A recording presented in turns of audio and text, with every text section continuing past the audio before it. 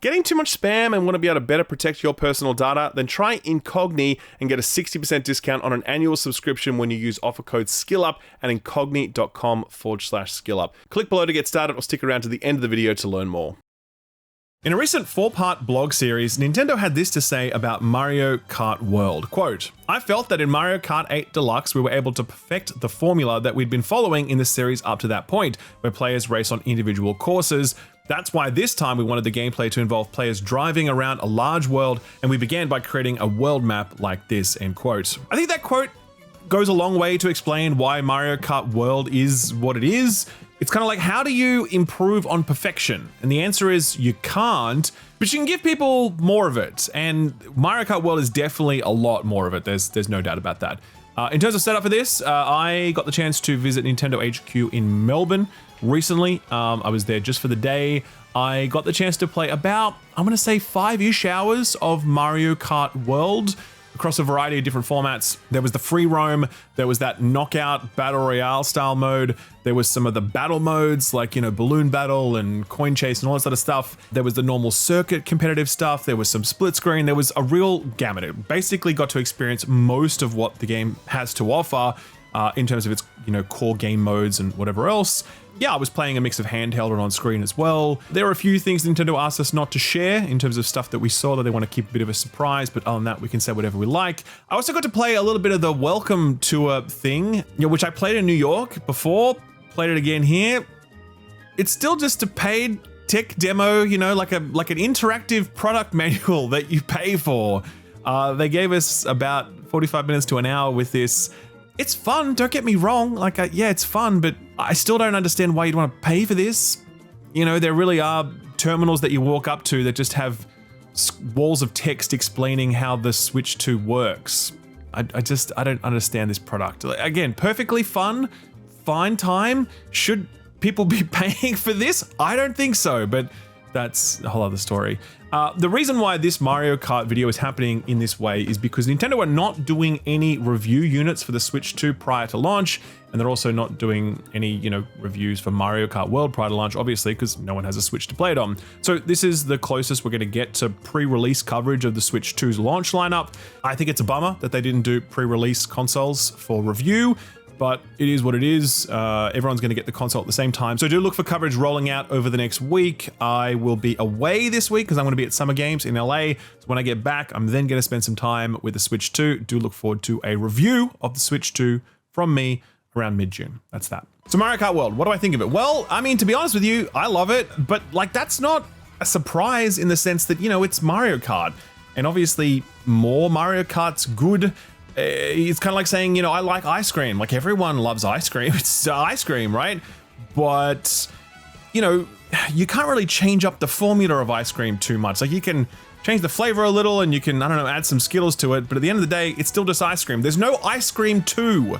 Though there should be, actually. Ben & Jerry's really need to get on that. The point I'm making is that with Mario Kart 8 Deluxe, Nintendo perfected Mario Kart, and they said as much. Now Mario Kart is a kind of platform where you take that core and you see what you can do around the edges of it to keep it fresh. And to their credit, I think they've done a lot here. This package is very meaty. There's lots of stuff here, lots of new gameplay tweaks, new game modes, tons of tracks and characters, and so many surprising little secrets tucked away in every quarter of this experience. Those things will bring a smile, and the sheer quantity of content on offer will give you plenty of stuff to play. If you want to play on your own to blow off steam, there's tons here. If you want to play local or online multiplayer, there's so much you can sink your teeth into. Stuff that will give you a genuine competitive challenge, or those excited shouts when a blue shell arrives at just the right moment to rob first place of a victory they fully deserve. I don't think anyone's going to walk away from this experience feeling like Nintendo didn't put enough stuff into Mario Kart World.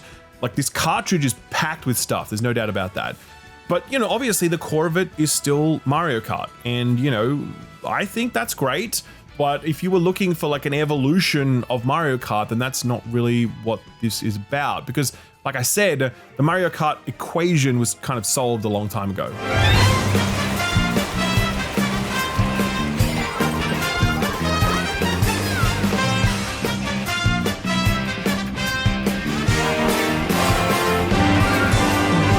Talk visuals and performance first. Yeah, it looks really nice. Seeing it here for yourself, one thing to point out is that some of this footage was recorded with HDR enabled, and then had to be converted to non-HDR, which can affect color accuracy a little. It's like 98% accurate, but I just wanted to point that out. I will say though that playing on an HDR screen, it does look a hell of a lot better than what you're seeing here.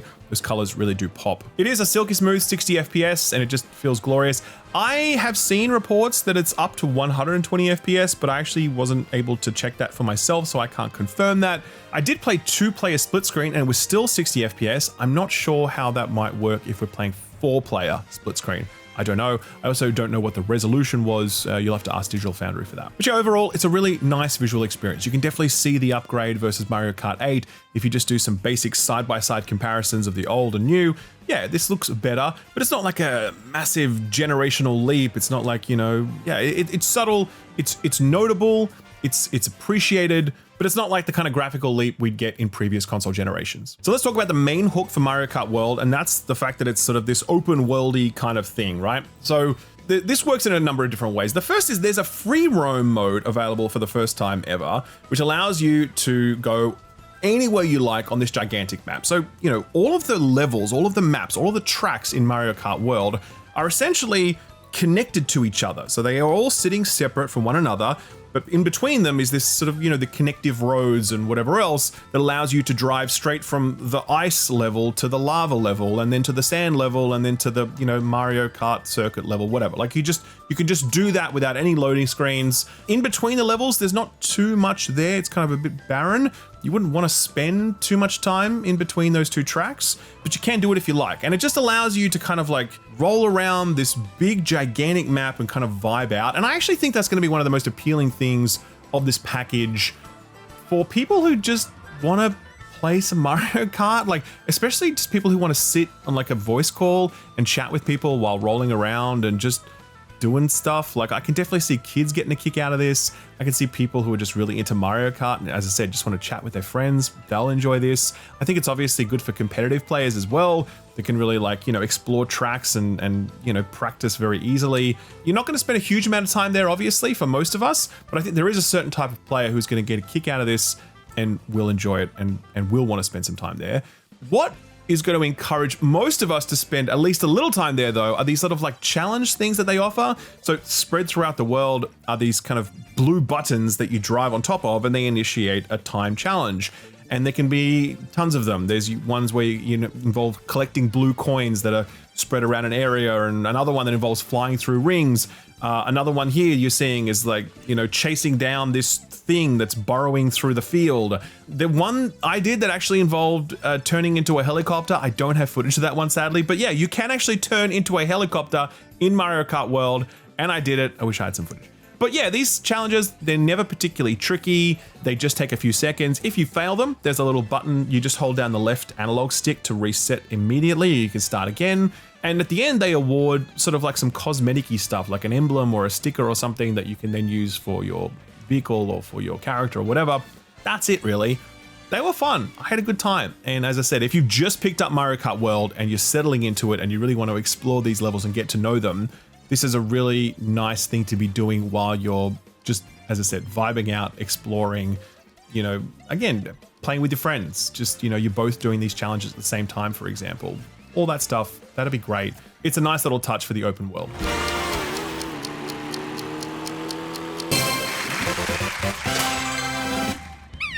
So the other way that this open world design manifests in Mario Kart World is in their knockout mode, right? So first of all, we've now gone to up to 24 races per race. That sounds pretty crazy, and it is, but it's actually perfect for Mario Kart. You know, I remember when Battlefield went to like 128 players, because you're like, more players is better.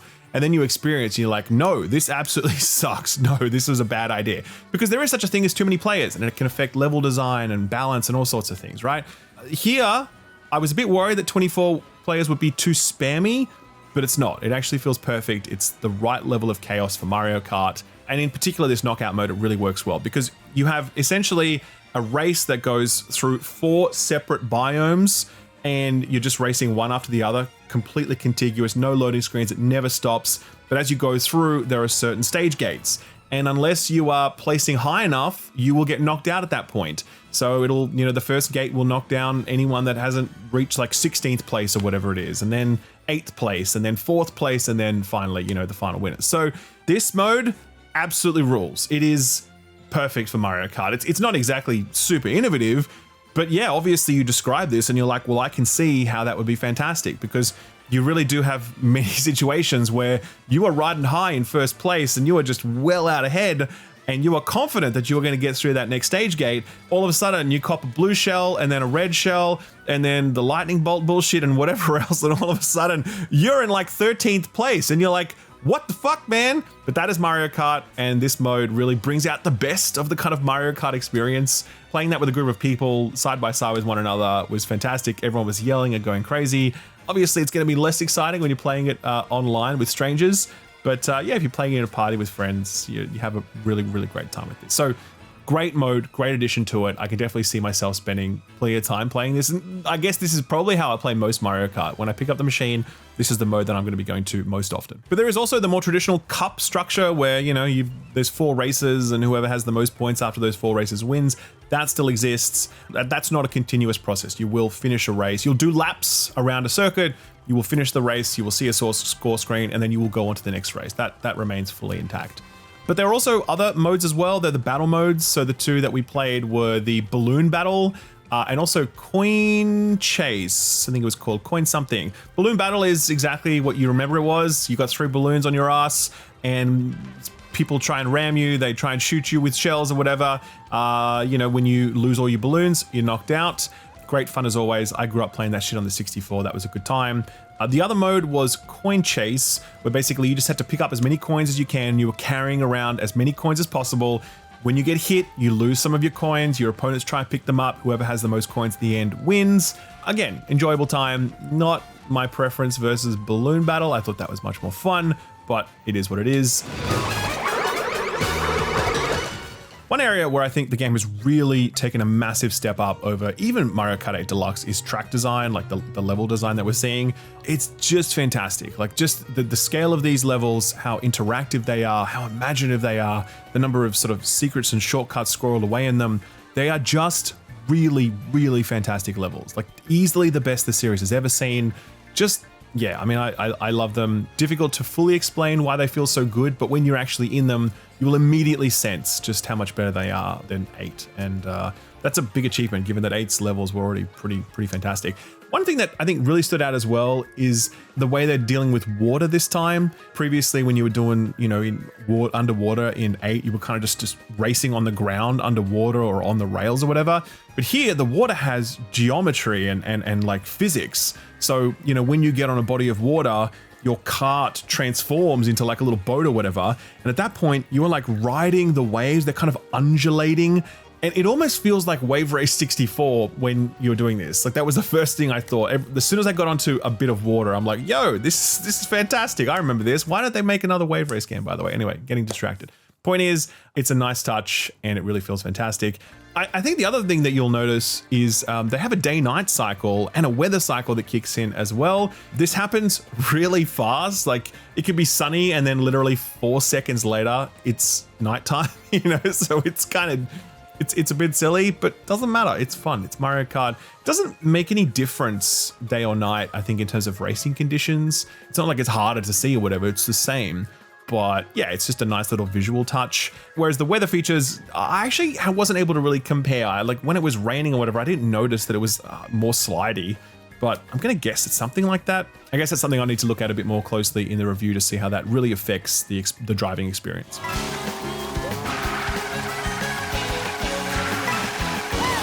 There are also some little tweaks to gameplay that are subtle but really interesting. Overall though, it feels exactly the same to play, like you get your boost off the start if you press it the right time, and you do your drifts, and you get a boost if you sort of hold it long enough, all that sort of stuff. All that is intact.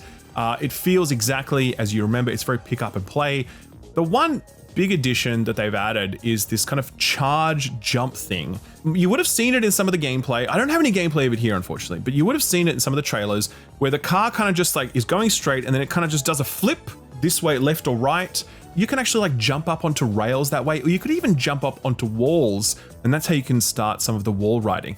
It would seem like this would be a really easy thing to execute, but it's actually quite tricky, because what you need to do is you need to be going straight, you need to hold down the drift button until it's fully charged, and you can't turn at all while it's charging, because otherwise that will initiate a drift. And then once it's charged, you then, let go of it while pressing a directional button, and that will initiate the flip this way or that. So it's, as I said, what I've described sounds simple, but it's actually really tricky to find a stretch of road where you can stay straight and you can time it correctly, and then, you can actually release it at the exact moment where it would be useful to do it, where there is a railing next to you or a wall next to you or whatever.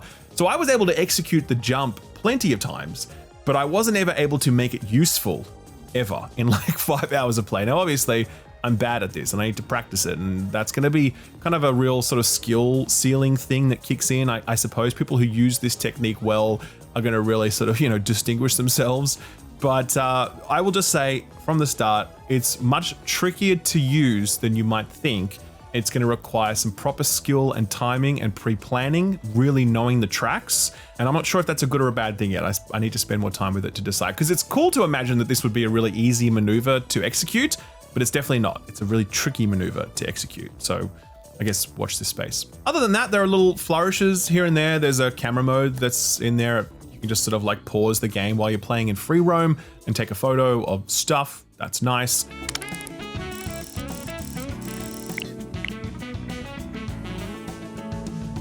One really nice addition actually involves the actual physical camera for the Switch 2, okay? So you set this thing up and you can, when you start playing local co-op or local multiplayer, whatever, you can get the camera to position on top of your face. So it knows where your face is, no matter where you're sitting in front of it, okay? Once you've done that configuration and you start playing, if your opponent is in front of you, you'll actually see their camera, like their face, pop up above their racer. So it's a really nice trick actually, because if you're, for example, if you slam at someone with a blue shell, typically you kind of have to look to see their reaction. You need to take your eyes off the road. But here you can really watch their face in real time as that blue shell heads towards them. You can see the look on their face as they know it's coming, and the moment it connects, it actually is really cool. I didn't think this would be much. When they explained this feature to me, I'm like, that sounds like a dumb gimmick.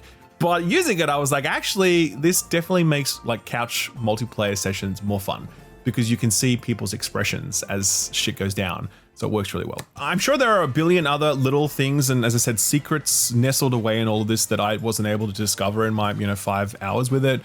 Because it's an incredibly dense game. And I guess that's one of the biggest takeaways from my time with Mario Kart World.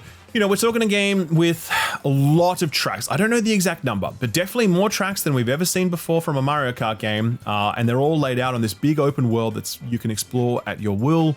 There are dozens and dozens of playable characters, and you can customize a whole bunch of them with like their outfits and whatever else. There are over 200 songs in this video game, and all of them are apparently like brand new arrangements. I'm sure most of them are kind of, remixes of stuff we've heard in the past, but still 200 songs, that's pretty big. There's 24 players on track at once. There's multiple game modes. There's probably more content coming in the form of DLC and whatever else. There's a lot here in this package. As I said, I think Nintendo understood that you can't really make Mario Kart much better. All you can really do is give people more of it.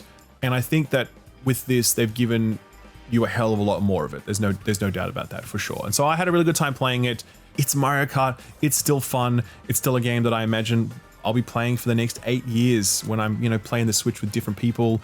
It's the go-to, you know what I mean? And nice little additions that make it a really cool, fun, novel experience that expand out its offering in meaningful ways, but that still understand that the core of this is just Mario Kart. It's fun, it's simple, it's timeless, I guess. Yeah, that's all I got really. So Mario Kart World, it's coming with the bundle, obviously. You can buy it for $80, and that's a whole other discussion, obviously. But in terms of the game itself, that's what you're going to get for that $80 or included in the box. If you have any questions about it, let me know in the comments below.